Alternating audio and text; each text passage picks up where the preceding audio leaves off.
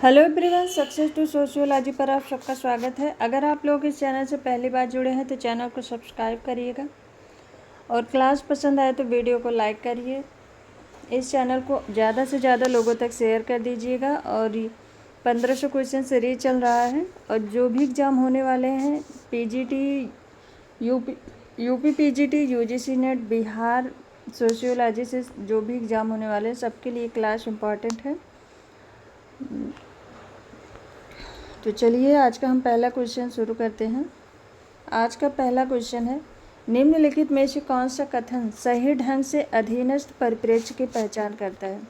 समाज का अध्ययन करने के लिए एक दृष्टिकोण एलीट के दृष्टिकोण से, विकसित देशों के समाज में परिवर्तन का वर्णन करने के लिए समाज के आधार स्तर पर जनता के बीच क्या होता है, इस पर लोगों का इतिहास अधिक ध्यान केंद्रित करता है। एक दृष्टिकोण उत्तर आधुनिक समाजों के अध्ययन के लिए। राइट आंसर बताइए क्या होगा। कौन सा कथन सही ढंग से अधीनस्थ परिप्रेक्ष्य की पहचान करता है? राइट आंसर बताइए।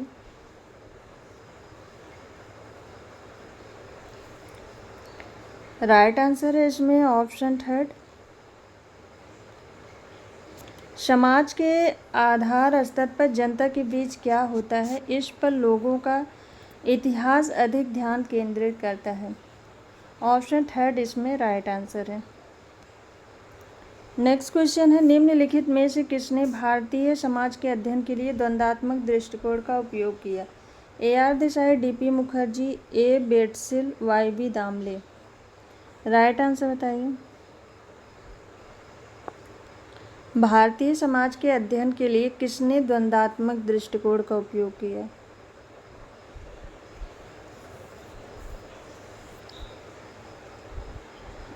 ऑप्शन फर्स्ट राइट आंसर है AR देसाई। नेक्स्ट क्वेश्चन है, आर्थिक परिप्रेक्ष्य जो मानता है कि मुक्त बाजार बल व्यापार पर सरकारी प्रतिबंधों को काम करके हासिल किया जा सकता है, आर्थिक विकास का एकमात्र मार्ग है, यह कथन किस अवधारणा की व्याख्या करता है? आधुनिकता के बाद नव उदारीकरण, नव मार्क्सवाद, नव फोर्डवाद। राइट आंसर बताइए। राइट आंसर क्या होगा?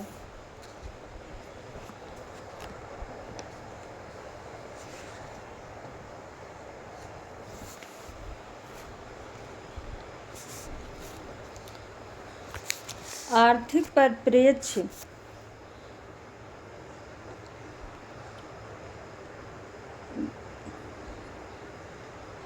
आर्थिक परिप्रेक्ष्य का मानना है कि व्यापार पर सरकारी प्रतिबंधों को कम करके हासिल की गई मुक्त बाजार ताकतें आर्थिक विकास का एकमात्र मार्ग प्रदान करती हैं। ये कथन नव उदारीकरण की अवधारणा की व्याख्या करता है। ऑप्शन इसमें सेकंड राइट आंसर है, नव उदारीकरण। नेक्स्ट क्वेश्चन है, निम्नलिखित में से किसने सामाजिक संरचना को ठोस आबादी और उसके व्यवहार में अमूर्तता, एक दूसरे के सापेक्ष नियमों को चलाने की उनकी क्षमता में अभिनेताओं के बीच संबंध प्राप्त करने का प्रतिरूप यह नेटवर्क के रूप में परिभाषित किया? CW mills, SF नाइडेल, H गेरथ, RK Merton. Right answer बताइए। राइट आंसर क्या होगा? किसने सामाजिक संरचना को ठोस आबादी और उसके व्यवहार में अमूर्तता, एक दूसरे के सापेक्ष नियमों को चलाने की उनकी क्षमता में अभिनेताओं के बीच संबंध प्राप्त करने में नेटवर्क के रूप में परिभाषित किया? ऑप्शन सेकंड राइट आंसर होगा। Option second SF Nadel, SF Nadel. Next question है, उच्चतर बाल निर्भरता अनुपात किसका परिणाम है? जन्म के समय बढ़ती जीवन प्रत्याशा, बाल श्रम का अधिक अनुपात, उच्च प्रजनन दर, बुजुर्ग लोगों का प्रवास। राइट आंसर बताइए। उच्चतर बाल निर्भरता अनुपात किसका परिणाम है?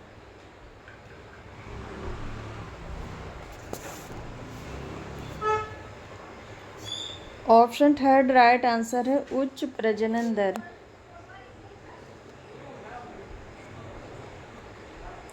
नेक्स्ट क्वेश्चन है, किसने तर्क दिया है कि यहाँ तक कि भारतीय समाज में परिवर्तन का अध्ययन इसकी गहन जड़ परंपराओं का अध्ययन करके किया जाना चाहिए? A.K. Sharan, D.P. Mukherjee, A.R. Desai, Srinivas.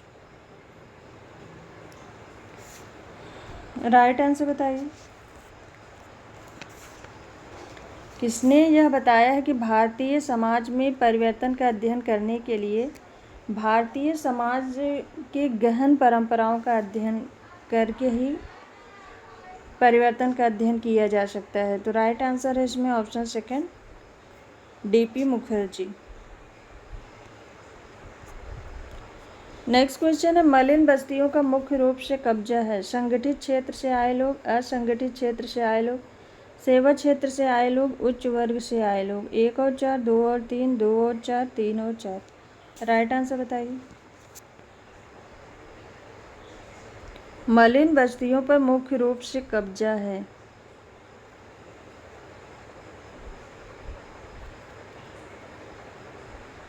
Right answer है इसमें ऑप्शन सेकंड, 2 और 3। असंगठित क्षेत्र से आए लोग और सेवा क्षेत्र से आए लोग, 2 और 3। नेक्स्ट क्वेश्चन है, सामाजिक मनोविज्ञान की एक रूपरेखा किसके द्वारा लिखा गया? Muzafer Sherif, Charles Cooley, George Mead, Sigmund Freud. सामाजिक मनोविज्ञान की एक रूपरेखा, ये पुस्तक 1956 में प्रकाशित हुई थी। ये पुस्तक किसके द्वारा लिखी गई? Muzafer Sherif, Charles Cooley, George Herbert Mead, Sigmund Freud. Option first right answer है मुजफ्फर शेरिफ। नेक्स्ट क्वेश्चन कथन और कारण से है, भारतीय समाज में भाई भतीजावाद, पक्षपात और भ्रष्टाचार बढ़ा है। कारण दिया गया है, राजनीतिक इच्छा शक्ति की कमी के कारण स्थिति में तेजी आई है। ए और आर सत्य है, आर ए के लिए सही स्पष्टीकरण है। ए और आर सत्य है लेकिन आर ए के लिए स्पष्टीकरण नहीं है। ए सत्य है, आर असत्य है। ए असत्य है, आर सत्य है। राइट आंसर बताइए। राइट आंसर क्या होगा?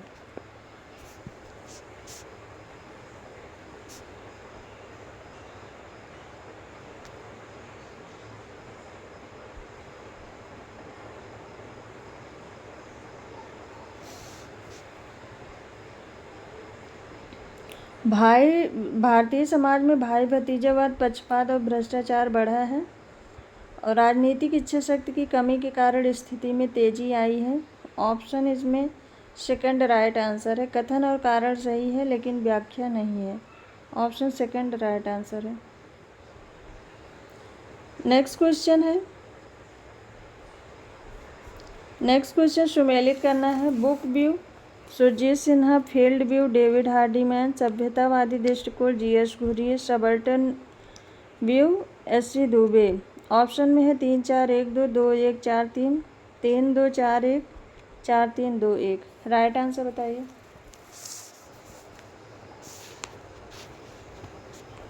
राइट आंसर क्या होगा?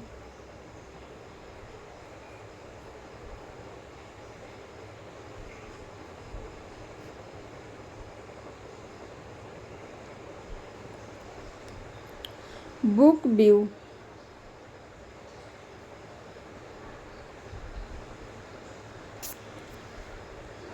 बुक व्यू ये है जीएस घुरिये का। फील्ड व्यू ये है एस.सी. दुबे।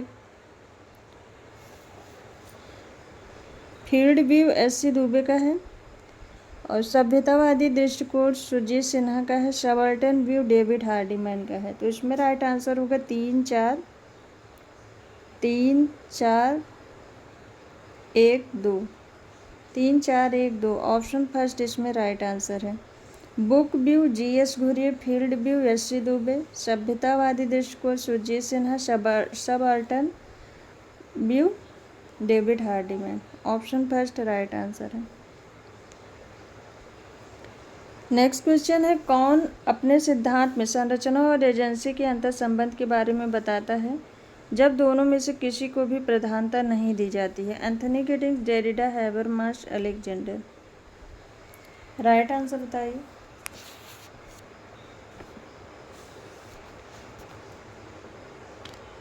राइट आंसर क्या होगा? राइट आंसर होगा इसमें एंथनी गिडिंग्स। ऑप्शन फर्स्ट इसमें राइट आंसर है। इनकी एक बुक आई थी द कॉन्स्टिट्यूशन ऑफ सोसाइटी 1984 में। द कॉन्स्टिट्यूशन ऑफ सोसाइटी 1984 में।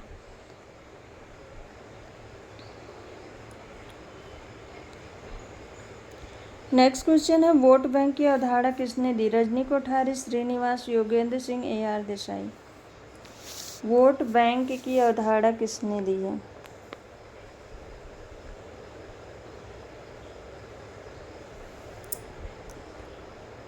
ऑप्शन सेकंड राइट आंसर है, MN श्रीनिवास के द्वारा दी गई है।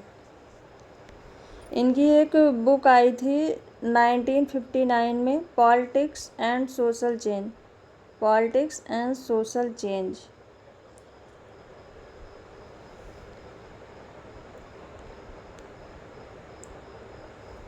नेक्स्ट क्वेश्चन है निम्नलिखित में से कौन सा मनुस्मृति में मिश्रित जातियों को दिए जाने वाले विभिन्न दर्जों में से सही नहीं है? गलत कथन बताना है। वर्ण व्यवस्था में एक दर्जा कम की पत्नी से जन्मे बच्चों को द्विजों के भाग के रूप में स्वीकृति मिलती है। वर्ण दर्जे के हिसाब से 2 या 3 डिग्री नीचे की महिला से जन्मे बच्चों से शूद्रों में एक नया समूह निर्मित होता है। यदि महिला का संबंध दर्जा पुरुष के दर्जे से ऊपर होता है तो ऐसे विवाह की संततियों को माता पिता के दर्जों से नीचे रखा जाता है। अनुलोम विवाह को प्रतिलोम विवाह की अपेक्षा कहीं अधिक पवित्र कानून का उल्लंघन करने वाला माना जाता है। राइट आंसर बताइए क्या होगा?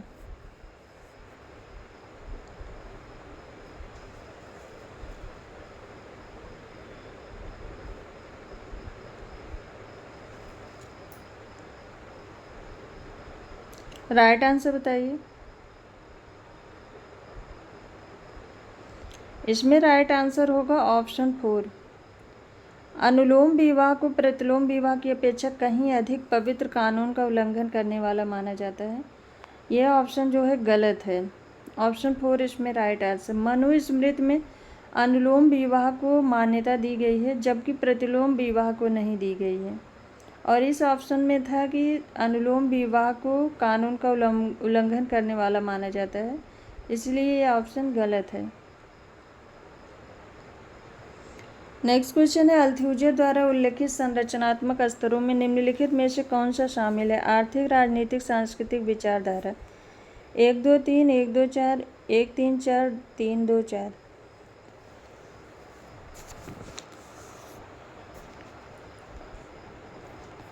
तो इसमें राइट आंसर होगा आर्थिक, राजनीतिक और विचारधारा। 1 2 4।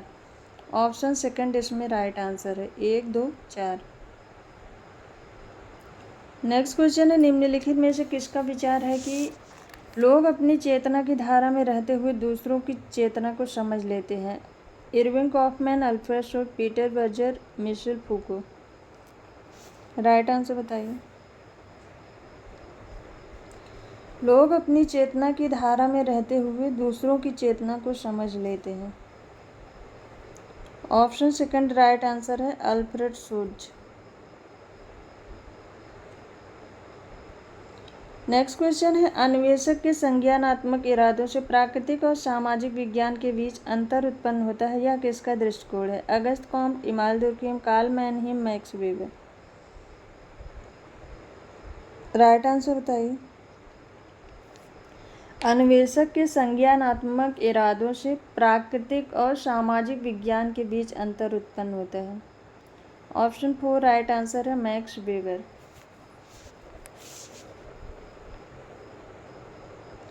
नेक्स्ट क्वेश्चन है निम्नलिखित में से कौन सा मूल्य हमारे समाज में सर्वश्रेष्ठ रूप से वैश्वीकरण हेतु संवर्धित किया जा रहा है? एकल सांस्कृतिक मूल्य, बहुसांस्कृतिक मूल्य, क्षेत्रीकरण, आत्म केंद्रितता।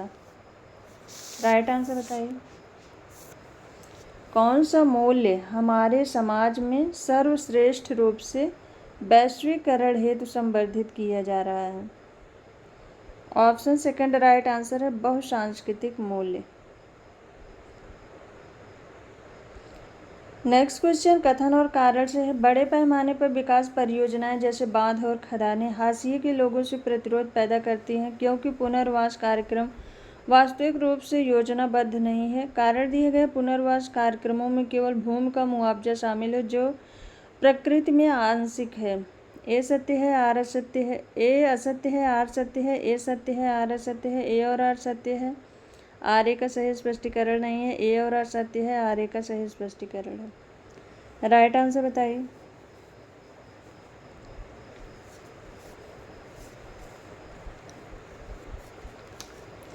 तो इसमें राइट आंसर होगा ए और आर सत्य है, आर ए का सही स्पष्टीकरण है। बड़े पैमाने पर विकास परियोजनाएं जैसे बांध और खदानें हाशिए के लोगों से प्रतिरोध पैदा करती हैं क्योंकि पुनर्वास कार्यक्रम वास्तविक रूप से योजनाबद्ध नहीं है। क्योंकि पुनर्वास कार्यक्रम में केवल भूमि का मुआवजा शामिल है जो प्रकृति में आंशिक है। तो जहाँ पर लोगों को विस्थापित किया जाता है तो वहाँ पर उन्हें केवल भूमि का मुआवजा दिया जाता है जो कि उनके लिए पर्याप्त नहीं होता है।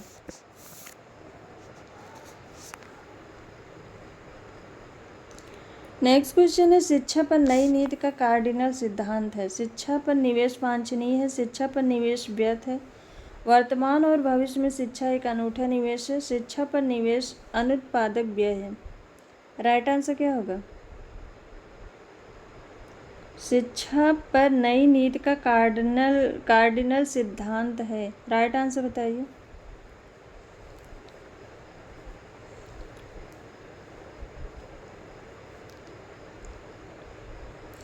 माध्यमिक शिक्षा के कार्डिनल सिद्धांत 1918 में संयुक्त राज्य अमेरिका में राष्ट्रीय शिक्षा संघ के माध्यमिक शिक्षा के पुनर्गठन पर आयोग द्वारा बनाए गए माध्यमिक शिक्षा के उद्देश्य के रूप में बताया गया है।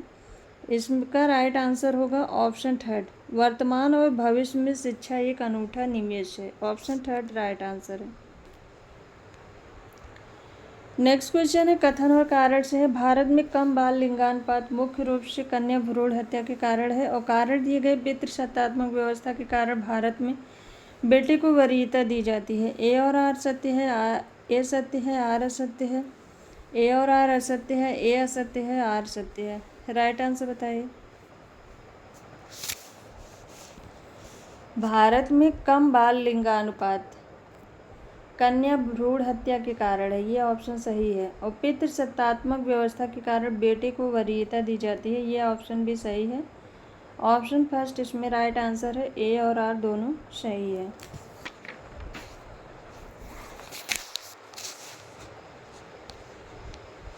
नेक्स्ट क्वेश्चन है रिश्तेदारी संरचना के अपने अध्ययन में किसने यांत्रिक और सांख्यिकीय मॉडल दिया है? Levi Strauss, James Frazer, Radcliffe Brown, SF नर्डल।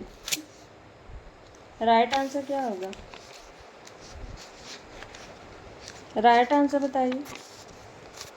रिश्तेदारी संरचना के अपने अध्ययन में किसने यांत्रिक और सांख्यिकीय मॉडल दिया है? ऑप्शन फर्स्ट राइट आंसर है क्लाउड लेवी स्ट्रास। नेक्स्ट क्वेश्चन है कौन सी विचार प्रणाली समाजशास्त्र को ज्ञान की विभिन्न शाखाओं के संयोजन के रूप में अवधारणा बनाती है? औपचारिक विद्यालय, सिंथेटिक विद्यालय, विशेष विद्यालय, शिकागो विद्यालय। राइट आंसर बताइए।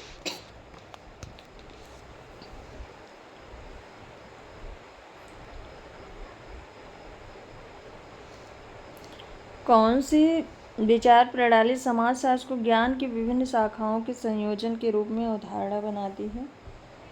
तो इसमें राइट आंसर होगा ऑप्शन थर्ड, विशेषज्ञ विद्यालय। ऑप्शन थर्ड इसमें राइट आंसर है। समाजशास्त्र अध्ययन के लिए दो मुख्य स्कूल थे, दो मुख्य विचारधारा थी। एक थी विशेष विद्यालय या औपचारिक विद्यालय और दूसरा था सिंथेटिक विद्यालय या समन्वयात्मक स्कूल।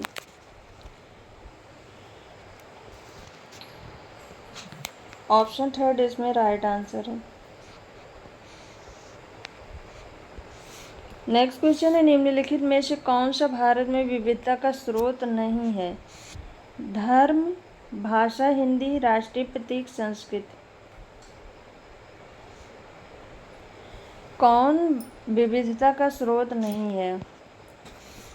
तो भारत में अनेक धर्म के लोग भी होते हैं, अनेक भाषाएं हैं, संस्कृतियां अनेक प्रकार की हैं, लेकिन राष्ट्रीय प्रतीक ये भारत का एक ही है, इसमें विविधता नहीं है। ऑप्शन थर्ड राइट आंसर है। नेक्स्ट क्वेश्चन है, एक फ्रांसीसी दार्शनिक ने मानव भाषा की एक पद्धति को चित्रित करके समाजशास्त्र सोच को बहुत प्रभावित किया, वह कौन है? एंथनी गिडिंग, डेरिडा, फूको, इनमें से कोई नहीं।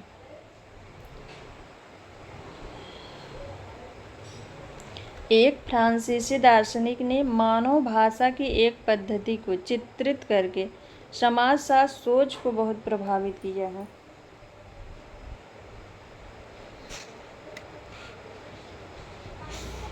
ऑप्शन सेकंड राइट आंसर है, जैक्स डेरिडा। नेक्स्ट क्वेश्चन है, एंथनी गिडिंग्स के अनुसार संरचना क्या है? अभिनेताओं के व्यवहार के पैटर्न और मानक, नियम और संसाधन जो अभिनेता बातचीत के संदर्भ में उपयोग करते हैं, मान और आदर्श जो मानव के आचरण को नियंत्रित करते हैं, समूह और समूहवादी जो सामाजिक संपर्क के दौरान बनते हैं। राइट आंसर क्या होगा? एंथनी गिडिंग्स के अनुसार संरचना क्या है? ऑप्शन सेकंड राइट आंसर है, नियम और संसाधन जो अभिनेता बातचीत के संदर्भ में उपयोग करते हैं। ऑप्शन सेकंड राइट आंसर है। नेक्स्ट क्वेश्चन है, इरविंग गॉफमैन ने निम्नलिखित में से दो प्राथमिक फ्रेमों का उपयोग किया है? प्राकृतिक ढांचा, सांस्कृतिक ढांचा, सामाजिक ढांचा, असली ढांचा। 1 और 4, 1 और 2, 1 और 3, 2 और 3। राइट आंसर बताइए।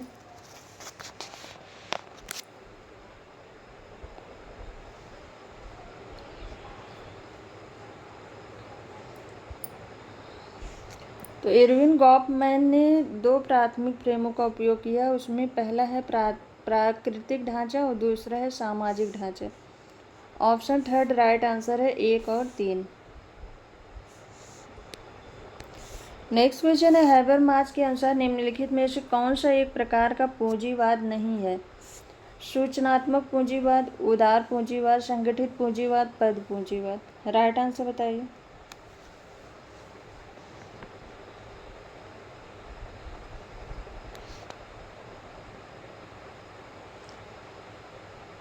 कौन सा एक प्रकार का पूंजी नहीं है?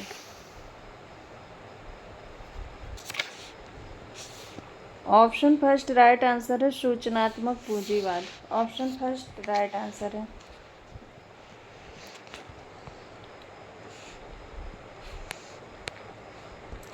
नेक्स्ट क्वेश्चन, कथन और कारण से मलिन बस्तियां शहरी और औद्योगिक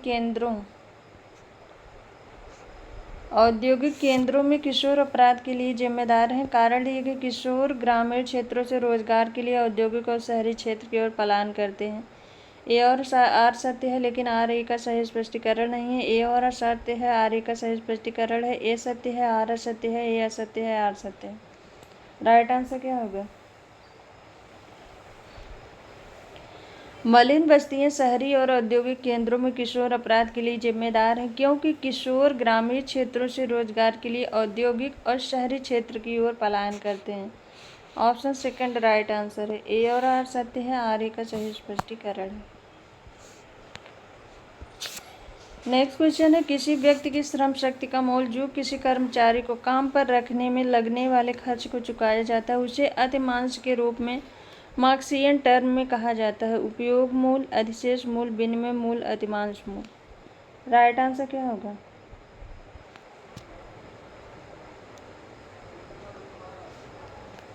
किसी व्यक्ति की श्रम शक्ति का मूल्य जो किसी कर्मचारी को काम पर रखने में लगने वाले खर्च के रूप में चुकाया जाता है, उसे अतिमांश के रूप में मार्क्सियन टर्म में विनिमय मूल्य कहा जाता है। ऑप्शन थर्ड राइट आंसर है, विनिमय मूल्य। मार्क्स के अनुसार विनिमय मूल्य को उस अनुपात के रूप में जाना जाता है जिसमें एक वस्तु का आदान प्रदान अन्य वस्तुओं के लिए किया जाता है। मार्क्स के लिए विनिमय मूल्य किसी वस्तु के मौद्रिक मूल्य के समान नहीं है। ऑप्शन थर्ड राइट आंसर है। नेक्स्ट क्वेश्चन है the phenomenology of the social word पुस्तक किसने लिखी? गारफिंकल, अल्फ्रेड शोड, लकमैन, इनमें से कोई नहीं। The phenomenology of the social word ये बुक लिखी है अल्फ्रेड शोड ने। ऑप्शन सेकंड राइट आंसर है। नेक्स्ट क्वेश्चन है जुवेनाइल डेलिकेंसी की घटनाओं की व्याख्या करने के लिए शिकागो शहर को 5 क्षेत्रों में किसने विभाजित किया? C.R. शाह और H.D. मैके, कोहेन, सदरलैंड, जी टार्डी। राइट आंसर बताइए।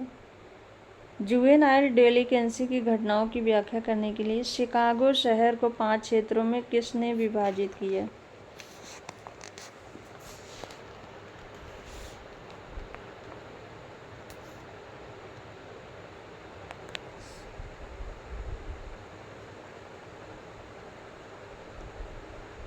ऑप्शन फर्स्ट राइट आंसर है C.R. शाह और H.D. मैके।